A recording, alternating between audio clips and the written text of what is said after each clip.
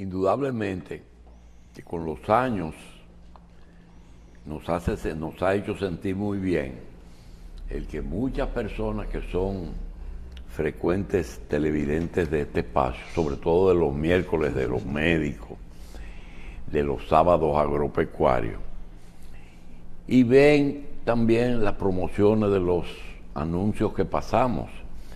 Muchas personas, cuando ven un médico, pues nos piden su teléfono, su dirección, una cita y a veces una recomendación. Es difícil, porque también ocurre que nos dicen, mira, el calmante de la revista, el Dicloplex, consiguen una pastillita de la pela.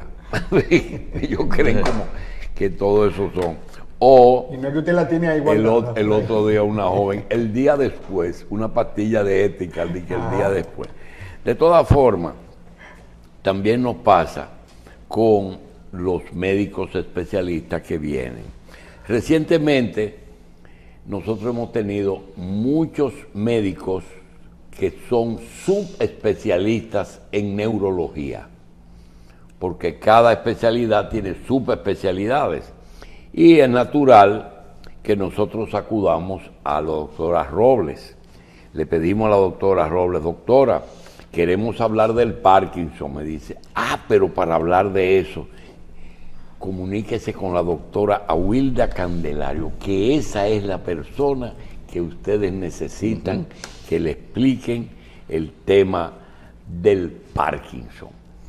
Nosotros a veces le hemos tratado, le hemos preguntado que si el Parkinson es lo que le decíamos antes, el baile zambito. Le preguntamos que si es un problema de la vaina senil, es decir, pero realmente el Parkinson, vamos a dejar que la doctora Candelario nos defina en un lenguaje llano qué es la enfermedad de Parkinson y por qué se produce, si es una enfermedad degenerativa, si es una enfermedad que se puede detener o si es una enfermedad que es ineludible que progrese. Hola, muy buenos días. Gracias doctor, y chicos, por las invitaciones. Sí, mire, la enfermedad de Parkinson es una enfermedad degenerativa, la segunda en frecuencia después de la enfermedad de Alzheimer.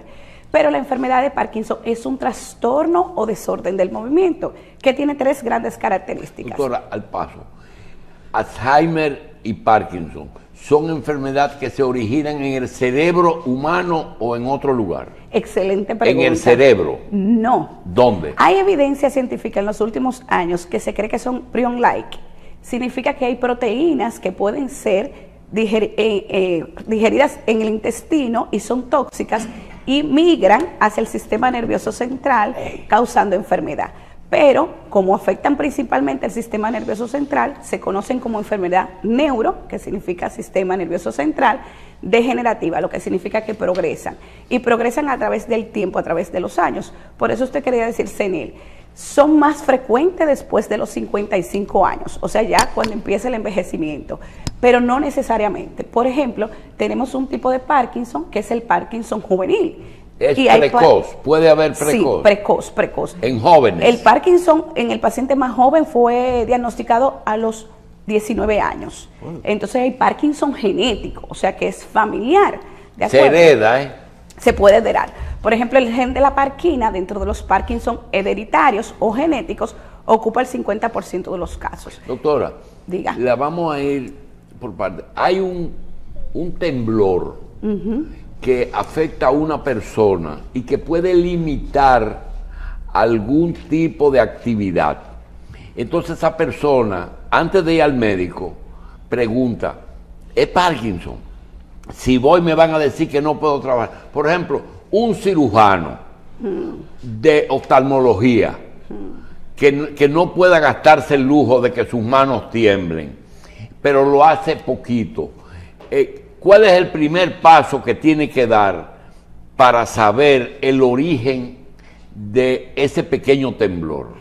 Porque a veces tú hablas con una mujer que te tiembla, una muchacha joven y te dice, no, cuando yo plancho, tiemblo, pero es nada más eso, y siempre lo he hecho. Entonces le acreditan el temblor a otras cosas.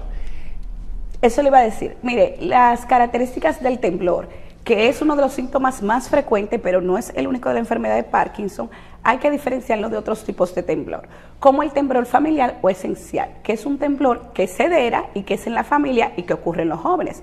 Pero existen otras causas de temblor, además de la enfermedad de Parkinson y el temblor esencial. Por ejemplo, el temblor del hipertiroidismo, que es una enfermedad endocrinológica. El temblor fisiológico exagerado, cuando tenemos frío, cuando tenemos ansiedad, cuando consumimos sustancias psicoestimulantes como el café, los refrescos, no voy a hacer anuncio, pero lo de cola, los negros, sustancias activas, la ansiedad y algunos fármacos. Entonces, el diagnóstico de todo tipo de temblor es eminentemente clínico. Tenemos temblor que pueden empezar, por ejemplo, de forma aguda, como un temblor debido a una enfermedad cerebelosa, un infarto del cerebelo o de los ganglios basales. Entonces te da un temblor que hay que diferenciarlo de la enfermedad de Parkinson. Pero tenemos lo que se llama parkinsonismos o simuladores, variantes de la enfermedad de Parkinson que pueden ser degenerativos y ocurrir a cualquier edad. Entonces, lo primero es la clínica.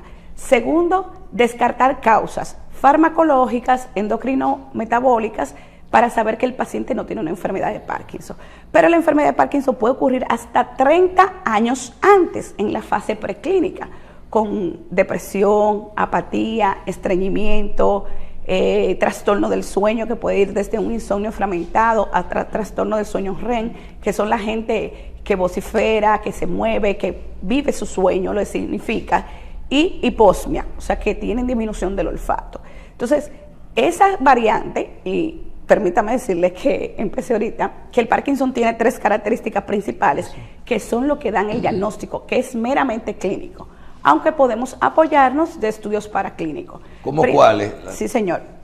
La lentitud del movimiento. El paciente se pone lento, tiene disminución de la amplitud del movimiento, camina lento, tiene trastorno de la marcha, camina a pasos cortos, jorobadito e inclinado hacia adelante, y la marcha festinante, que son estos personas mayores que tú lo ves que caminan pasito, pero como que estuvieran corriendo. También el temblor tiene características diferentes a los otros tipos de temblor.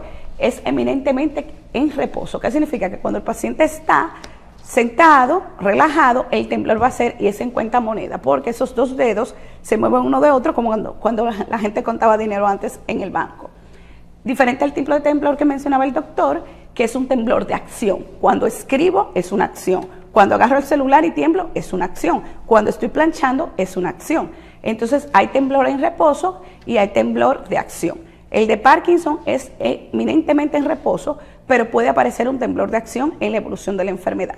Y también tenemos el temblor postural, que es con alguna postura. Por ejemplo, si ponemos nuestras manos en el aire y empiezo a temblar, eso es un temblor de postura, que hay que hacer el diagnóstico diferencial de la enfermedad. A ver si es Parkinson o no, porque puede ser. Correcto. ¿Y por qué se manifiesta más grave en una persona que en otra? Mira, la enfermedad de Parkinson es súper heterogénea. ¿Qué significa eso? Todo el mundo, ni los dedos de la mano son iguales, todo el mundo tiene diferencia clínica y diferencia en la evolución, ¿ok?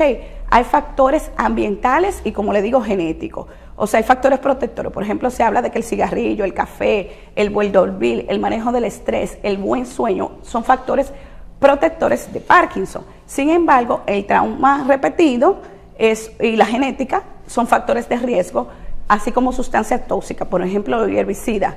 En nuestros campos donde usan mucho pesticida y herbicida, genera Parkinson por toxicidad. Y también hay algunos fármacos. ¿Son las extremidades superiores las que más se afectan con eso? Son las que más se nota, pero la enfermedad de Parkinson es una enfermedad generalizada. ¿Qué otros lugares tiemblan?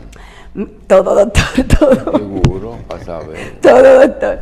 Mira, que se me ocurrió un chiste. No hay ataxia, ¿verdad? Sí, sí. Hay ataxia. No es ataxia, doctor. Es un trastorno de la marcha y la postura. Pero no ataxia. Ataxia es un trastorno de la marcha. Es un trastorno de la marcha, te lo digo porque pero es como no en forma de temblor. No, déjame decirte. Sí. El Parkinson tenemos 2 tipos característicos, dependiendo cómo tú lo quieras definir, porque hay varias clasificaciones para definir la enfermedad de Parkinson. Por ejemplo, el Parkinson trémolo es el que tiembla más, pero existe el Parkinson rígido acinético que tiene predominio en los miembros inferiores. Entonces, el Parkinson rígido acinético es una disminución del movimiento con lentitud, trastorno de la marcha, y estos pacientes, los miembros inferiores, son los más afectados. Tiene peor pronóstico que el Parkinson trémino, que es el que tiembla. Entonces, ahí está su respuesta. 2 tipos de Parkinson. No todo paciente con Parkinson va a temblar.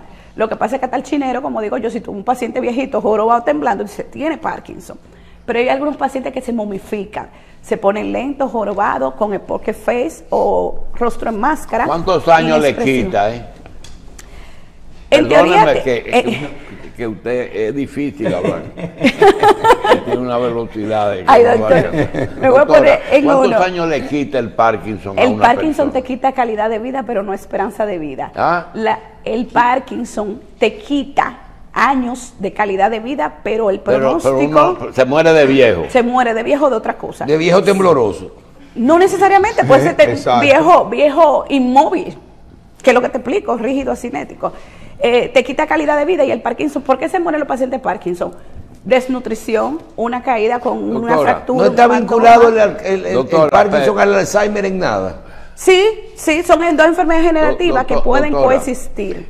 Óigame lo que le voy a decir. Dígame. Cuando yo estudiaba medicina, que esto hace mucho, había un señor que nos vendía jeringuillas. Andaba con una caja de jeringuillas. Y él temblaba mucho. Y un día nos dice, vemos que no está temblando, era un árabe. ¿Y qué te pasa? Dice que me dieron una medicina muy buena que me ha quitado el temblor. Dice, ay, te sientes, dice, el problema es que tengo priapismo. Es posible que haya un problema ¿es posible? Sí. ¿Y qué medicina es que él me estaba hablando? Levodopa, carbidopa. ¿Qué cosa? Levodopa, carbidopa. Una dopa. Exactamente, porque no me he dejado decirle, es que son mucha información, entonces, pero me gustaba más. Tenemos tiempo. Mira, el Parkinson... Lo que queremos es que el público lo entienda. Sí. El Parkinson es una enfermedad degenerativa que se caracteriza por el déficit de dopamina. La dopamina es un neurotransmisor con aminas. ¿Qué significa eso? Que es estimulante, primo de la adrenalina, noradrenalina, ¿ok? Entonces acuérdate que tenemos los sistemas nerviosos autónomos, simpático y parasimpático, que tienen que ver con la erección. Y tenemos en el Parkinson, a lo largo de su enfermedad, la evolución, lo que se llama disautonomía. Entonces, el medicamento, que es el más efectivo, tiene 200 años de existencia, que el doctor aquí me tenía una pregunta, tiene 200 años de existencia, sigue siendo el más eficaz.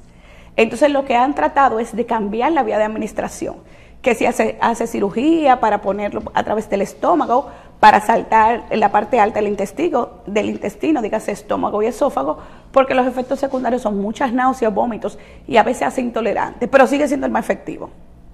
¿Ok? O sea, hay medicamento y tratamiento nuevo, pero también... Ahora que usted habla del tratamiento, doctor, yo recuerdo el padre de un amigo que tenía Parkinson,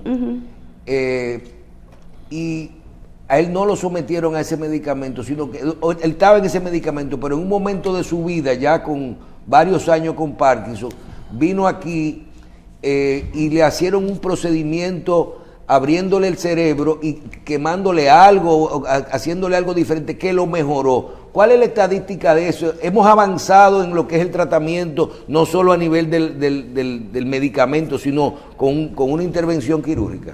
Claro, en el Parkinson avanzado y que tenga buena eficacia a los fármacos, pero que tenga efectos secundarios de difícil control o no tolerables, tenemos las opciones de la cirugía y otros tipos de medicamentos que son de tercera línea o inyectables. La cirugía que usted se refiere se llama ablativa. Tenemos una lesión producida en los ganglios basales, por ejemplo el tálamo y el subtálamo, donde mejoran los síntomas. Nunca se le quitan los medicamentos, pero se baja la dosis y se cambia a monoterapia. O sea, el paciente de Parkinson puede tener... Y mejora con la mejora cirugía. bastante, pero recuerde que es una enfermedad degenerativa y que tiene varias vías implicadas, pero mejora mucho los síntomas. También tenemos lo que es el estimulador cerebral profundo. Es como un marcapaso, como el marcapaso que le ponen en la arritmia cardíaca, pero lo ponemos en el cerebro. Y ese también funciona. Tenemos la duodopa. ¿Qué es eso? Se le pone, por ejemplo, una bombita en el intestino y va soltando el medicamento y pasa la primera vía de digestión, por tanto tiene menos efectos secundarios. También tenemos inyectables, por ejemplo, la apomorfina, ¿de acuerdo? Pero es muy costosa. Entonces en el país, por ejemplo, estamos en pañales, tenemos expertos y centros que hacen cirugía de Parkinson, pero los seguros no la cubren. Entonces son casos esenciales como el amigo suyo que tiene relaciones o fundaciones que han donado este tipo. Ahora, en el centro, por ejemplo, Secanón, se hacen jornadas al año donde mandamos pacientes y hacen la cirugía ablativa. Ablativa es que es una lesión que se produce. Ahí no necesita ya un dispositivo externo. En los últimos años, la medicina del Parkinson ha tratado de avanzar. En los últimos 20 años, podríamos decir. Sí, señor. Por ejemplo, tenemos medicamentos nuevos, igual que la enfermedad de Alzheimer, como son las vacunas, ¿verdad? Que tratan de evitar que el paciente progrese por la acumulación de proteínas anormales y los monoclonales. Pero al ser una enfermedad degenerativa, al empezar este procedimiento hasta 30 años antes, los medicamentos no han tenido la eficacia que se quiere. Y son medicamentos súper costosos que todavía estamos en fase de estudio. Hay cierta mejoría, pero no retraso de la enfermedad. Entonces lo que se trata de hacer de crear medicamentos modificadores de la enfermedad. No se ha logrado. Por eso el medicamento esencial, que ahí le decía de la pregunta, sigue siendo la levodopa. Tenemos otros medicamentos que son ahorradores de la levodopa, que mejoran los síntomas, que si el paciente está estreñido, que si está depresivo, también tenemos que hacer un tratamiento integral, incluso con tratamiento no farmacológico, porque la yoga, la logoterapia, el TAI, la buena higiene del sueño, hacer ejercicio cardiovascular, evita que la enfermedad avance. Sí. No, doctora, usted hablaba de cirugía, la cirugía estereotáxica, que está muy en boga, ¿cuándo utilizarla? Un poquito también para la gente, ¿en qué consiste? Mira, la cirugía estereotáxica es que se usa un marco aterotáxico. Eso es lo que me preguntaba el señor, es parte de la técnica que se utiliza, donde tú le pones un arco para fijar la cabeza del paciente y que no se mueva. A través de neuronavegación, que son programas de software, el neurocirujano funcional va y lesiona áreas específicas para mejorar la enfermedad de Parkinson. Ese es el tipo de cirugía que se hace aquí en el país. Doctora, son enfermedades diferentes, pero ¿qué tienen en común el Alzheimer, el Parkinson y la enfermedad que le dicen la enfermedad de Lou Gehrig? Lou Gehrig. Ok, las tres son enfermedades neurodegenerativas. ¿Cuál es el nombre de la de Lou Gehrig? Esclerosis lateral amiotrófica. Entonces, son enfermedades neurodegenerativas, lo que significa que progresan. Son más frecuentes después de los 55 años y afecta el sistema nervioso central. El caballero me preguntaba ahorita, el Alzheimer y el Parkinson, la gente lo confunden porque son las dos enfermedades más frecuentes degenerativas del paciente envejeciente. Pero el Alzheimer afecta la memoria, afecta la cognición, afecta el lenguaje, afecta la orientación visoespacial, la orientación del paciente y se va perdiendo funciones capacitadas de la esfera cognitiva superior. El Parkinson, aunque tienen demencia a lo largo de su vida, tiene su propia demencia. Hacen demencia de la enfermedad de Parkinson, hacen Alzheimer y Parkinson porque es la misma población afectada, los pacientes envejecientes, con acúmulos de proteínas y todo, pero también hay diagnósticos diferenciales de la enfermedad de Parkinson, como es la demencia de cuerpos de Lewy. La demencia de cuerpo de Lewy es una demencia que el paciente empieza primero a perder funciones cognitivas, dígase memoria, orientación, concentración, lenguaje, visoespacial, apraxia, que es que se le olvida realizar los movimientos, y un año después presenta los síntomas motores de Parkinson, que son lentitud o dificultad del movimiento, con disminución de la velocidad y la amplitud del movimiento, temblor y trastorno postural o de la marcha, que se caen fácilmente. O sea, no es necesariamente una enfermedad que da inmediatamente signos evidentes, signos visuales o de comportamiento que la evidencian. ¿Cuál de las dos? El Parkinson. El Parkinson no, es una enfermedad no un temblor lo que la revela, sino que muchas tenemos la fase preclínica o los síntomas no motores que ocurren años después, pero por ejemplo yo te pregunto a ti, tú me puedes decir que tú te has estreñido y que hueles mal, pero sin embargo tú no lo vas a relacionar con un Parkinson. Ahora ya si tú no tiemblas, pero empiezas a caerte fácilmente, a jorobarte, al tener disminución de la velocidad del movimiento, torpeza del movimiento, disminución de amplitud, y yo te miro tu carita inexpresiva, que se llama fase de póker o máscara o hipomimia, Sí. yo te miré y te digo, tú vas a un Parkinson. Y tal vez tú no tiemblas. Ahora, cuando yo te estimulo en el consultorio y te someto a pruebas, digo, sí tiene Parkinson. Pero Bueno, sí. todos los temblores no son Parkinson. No, todos los temblores son Sí, sí. Parkinson. Yo Mire, conozco- El temblor más frecuente no es Parkinson, el temblor más frecuente es el que me decía el doctor, temblor esencial, que es un temblor familiar y que pasa en pacientes jóvenes. Cuando hablamos de jóvenes, menos de 55 años. Sí, aquí me piden que le pregunte que si usted personalmente, si tuviera una cantidad de recursos económicos para dedicarlos al tratamiento de esa enfermedad o para mejorar el manejo de la misma, ¿cómo lo haría? Yo creo que la educación es la clave. La educación es la clave. Fíjate que las enfermedades degenerativas se pueden modificar al inicio. Y si empezamos a tratar, investigamos el tratamiento antes de tener la enfermedad desarrollada, discapacitante, si creamos moléculas modificadoras de la enfermedad, hemos ganado. Entonces, por ejemplo, si yo le digo a usted, eviten los factores de riesgo, vida sedentaria, exposición al pesticida, exposición al trauma cráneoencefálico, estamos ayudando. Pero también un tratamiento oportuno y en fase temprana, porque el Parkinson te quita vida, en el caso de que te discapacita. Por ejemplo, yo tengo varios pacientes jóvenes que otros colegas no quieren tratar, porque ahí lo que existe, el medicamento que mencionaba el doctor, la levodopa, y le tienen miedo a los efectos secundarios de la levodopa. Pero tú vas y tú me dices, mira, yo soy empresario, yo trabajo en la televisión, yo quiero producir, yo tengo 60 años, y te ves muy bien, pero estás lento, estás que te cae, la voz no te sale, tienes mucha fatiga, yo te trato. Aunque tú no tiembles mucho, ¿por qué? Porque te voy a dar calidad de vida y tú en los próximos 10 años de tu vida productiva puedes tener. Entonces, cuando tenemos educación, lo tenemos todo, tú sabes. Sí podemos hacer fundaciones, investigar más. Nuestro país, lamentablemente, no investiga mucho, pero aquí tenemos menos confianza para investigar en humanos que en otros países. Doctora, en el caso de los medicamentos que usted mencionó, y el doctor mencionó, por ejemplo, la enfermedad de otro tipo de enfermedades, Leuquemia, ajá, con es verdad. recursos. Nosotros conocemos, por ejemplo, que hay medicamentos que tratan la esclerosis que te cuestan $50,000 al año. Es que- otro tipo de esclerosis múltiple. Bueno, pero sí. pero suponiendo, en el caso del Parkinson y en el caso ¿cómo es que tú pierdes la memoria? Alzheimer. Del Alzheimer. ¿Hay tratamiento nuevo, aunque sea costoso? Sí, señor. En proceso de, no lo que haremos, sino lo que ya hicieron por allá los gringos, Sí, ¿hay algo funcionando? Tenemos medicamentos. Define a qué tú llamas función. Bueno, Hay por ejemplo, una efectividad. persona que esté ya, que tenga todos los recursos del mundo y diga, me estoy iniciando un proceso de Parkinson o de Alzheimer, yo puedo buscar a cualquier precio, por lo menos detener la enfermedad. Sí lo existe. Por eso le digo, vamos a definir a qué se llama detener la enfermedad, que es lo que yo digo, modificador de la enfermedad. Son los llamados anticuerpos monoclonales. Cuestan $28,000 al año, ¿ok?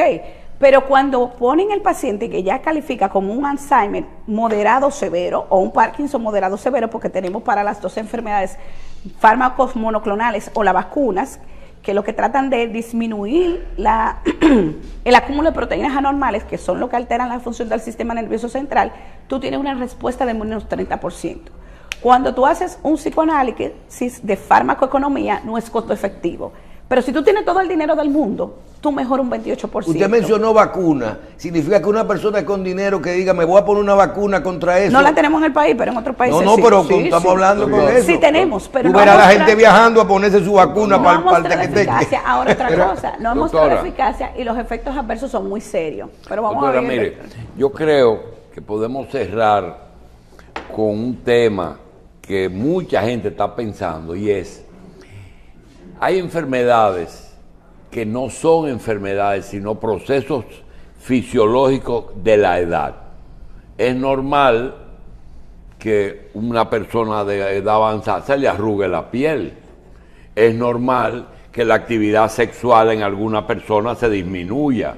Es normal que a una mujer tenga la menopausia. Esto es fisiológico. Ahora, en esas enfermedades que son degenerativas del sistema nervioso, cuando el neurólogo puede determinar si ya es fisiológico por la edad. Dice, no, hay cierta edad en que el temblor quizás sea fisiológico o nunca es fisiológico. El Alzheimer no es lo mismo los 54 años, que era la edad promedio en el año 40, exacto, que los 80 que tenemos ahora. Es decir, ¿puede el neurólogo separar lo que es fisiológico de lo que es patológico? Y además, las enfermedades de ese tipo se pueden curar, detener o convivir con ellas. Muy bien, primero... ¿Tú lo que te esté consultando? Sí. Seguro que sí, seguro que sí. Siempre hay un componente. Adelante, doctora. Seguro que sí. Vamos, que me hizo muchas preguntas, pero vamos a ver. Cuando uno define enfermedad es cuando afecta la calidad de vida para realizar las actividades diarias de la vida diaria. Si ya tú tienes una interrupción en lo que es tu desarrollar tu vida, si tú no puedes caminar porque tienes Parkinson, si tú tienes un temblor que no te deja comer, no te deja escribir, no te deja hablar, entonces ya tú tienes que ser tratado, ¿de acuerdo? Hay algunos pacientes que solamente tiemblan y que son muy funcionales, pero quieren ser tratados por estética. Por ejemplo, doctor, si usted empieza a temblar, usted está en la televisión, a usted hay que tratarlo, ¿ok? No se curan.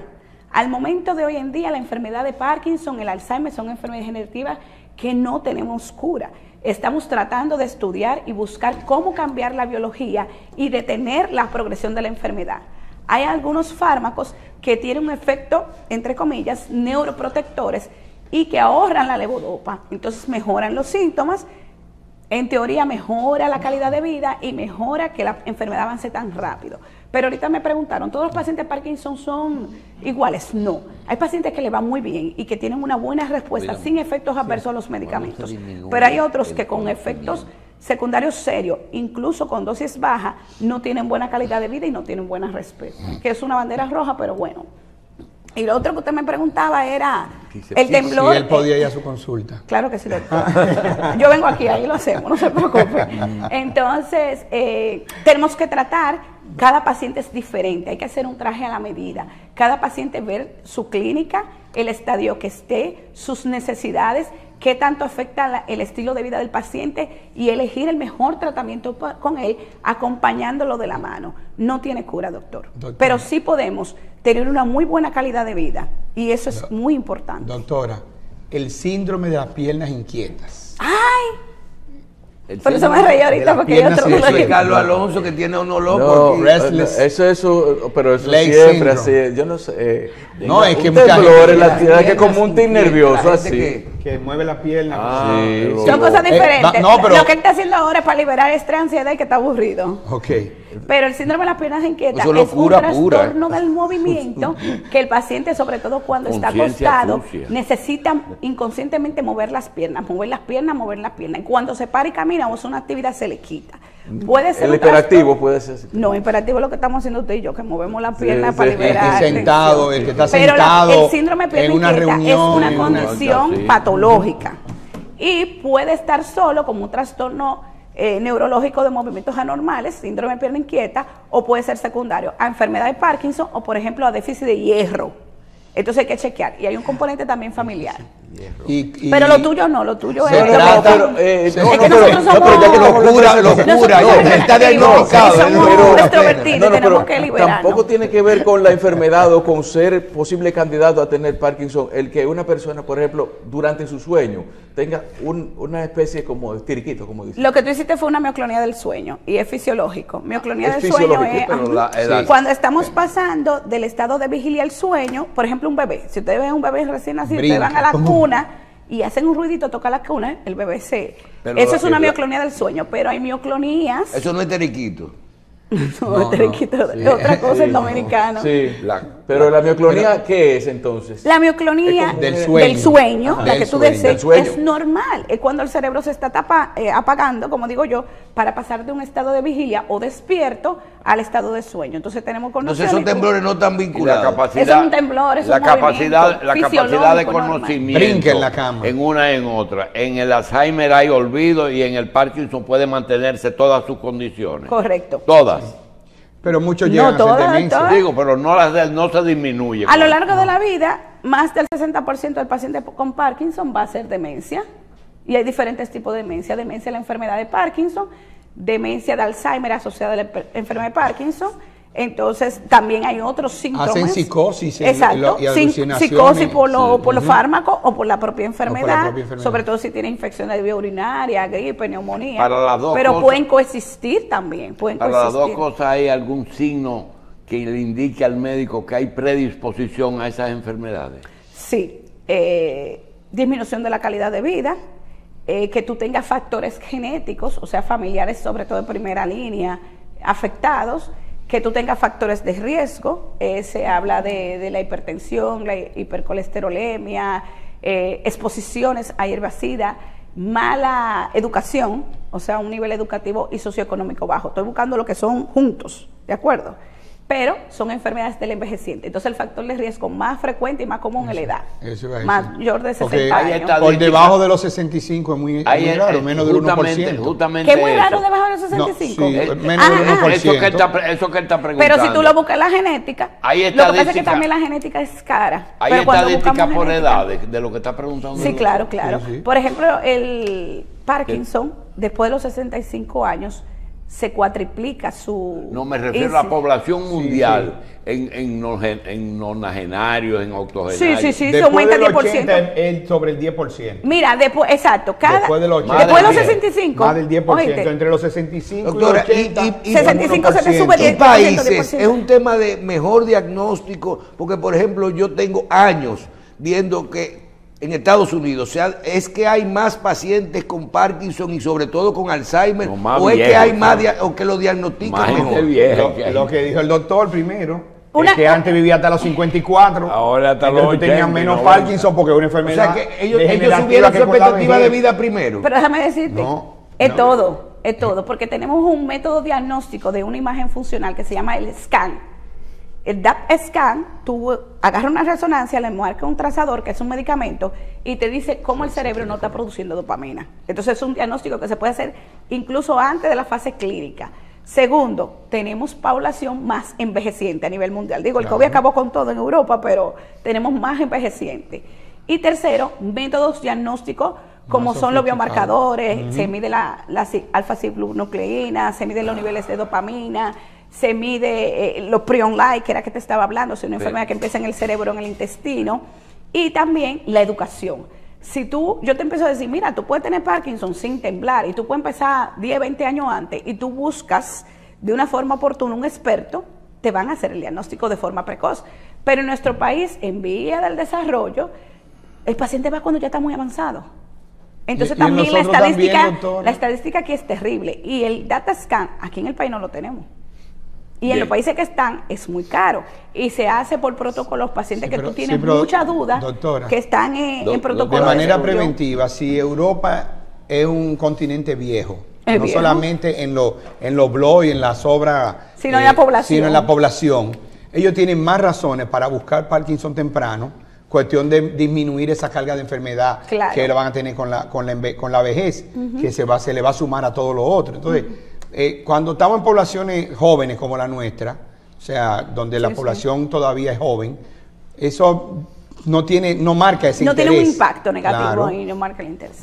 Doctora, diga. ¿Qué es el baile de San Vito? El baile del San Vito es un trastorno del movimiento que se produce por una enfermedad post-estreptocócica. ¿Está ligada? No está ligado a la... Lo único que tienen en común es que son movimientos anormales.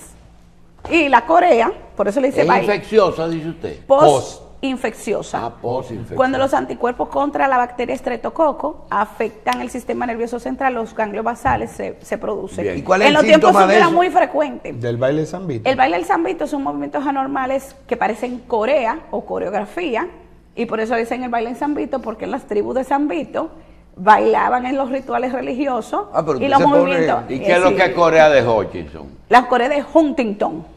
Es una enfermedad que produce movimientos anormales, pero se debe a una mutación genética. Es familiar también. ¿Qué es la ataxia? Y Corea. La ataxia. La ataxia es una alteración del movimiento. La marcha es la más frecuente, por ejemplo, la ataxia cerebelosa, pero hay diferentes tipos de ataxia, ataxia de Friedrich. Doctora, las enfermedades seniles, por ejemplo, A veces yo pienso que Carlos tiene el problema de no gastar, como los viejos que se ponen que no quieren gastar. ¿Cómo se llama eso? Dice que se llama avaricia. Perdón, tacañería senil, lujuria senil y locura senil. Todo lo senil significa envejeciente. Entonces, tacañería, aprendemos tarde cómo administrar los recursos y las finanzas. Entonces sabemos que estamos en la curvita y que los hijos de la chapeadora nos van a soltar y tenemos que ser tacaños para administrar los recursos. Lujuria. La lujuria, doctor, puede ser por una desinhibición. ¿Y es posible? Claro que sí. Los pacientes de un relajo de la lujuria senil. Mira, hay muchos viejos que están locos por tener lujuria senil. Lo último que suelta el viejo al morirse es el pajarito. Sí. Eso se acabó con la... Pero mire, pero mira, la lujuria puede ser patológica y puede estar relacionada con el Parkinson. Los pacientes se desinhiben por la atrofia cerebral y se descortican, y entonces tiene esta desinhibición que casi siempre va a ser sexual o ludopatía, que quieren apostar y gastar dinero y empeñan la casa, y es terrible. Y se puede relacionar con tratamiento farmacológico de la enfermedad de Parkinson. ¿Y cuál fue la otra senil que usted me mencionó? O la locura de los La locura. Sí, doctor. No. Mire, ya no se dice. Usted es un hombre muy capaz. Vamos a darle las gracias. Doctora, hay cierto comportamiento antisocial que implica decirle su verdad a cualquiera. Así también, como te digo, o sea, expresar mucho más. Desinhibición frontal. La desinhibición frontal. Claro, hay gente que te dice, estoy frontalizada. Porque nosotros por educación aprendemos a que yo pueda pensar lo que sea. Por ejemplo, el doctor ahorita tú estabas leyendo y te hizo una seña. Ajá. Él no debería decir eso en televisión, aunque te tenga confianza. Entonces el doctor se desinhibió. Para que aprendiera. No, claro, para que uno aprenda, pero también, pero hay gente doctora, que dice qué bueno. Yo quiero darle las gracias a la doctora. A la doctora Robles por habernos mandado a la doctora Candelario. Bien. Doctora, ¿dónde las personas que nos están escribiendo, dónde está su consulta? ¿Cómo pueden acceder a usted? Y decirle que ya hoy, por lo que vemos, hay 2 o 3 pacientes que está llena, que tienen que ir mañana. Pueden ir mismo.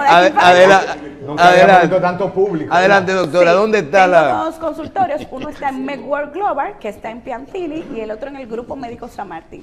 Me pueden contactar directo al 829-744-9750 y al 809-565-1777, extensión 342. Gracias, doctora. A la orden. Gracias a ustedes por la invitación. A Wilda Candelario y Cueto.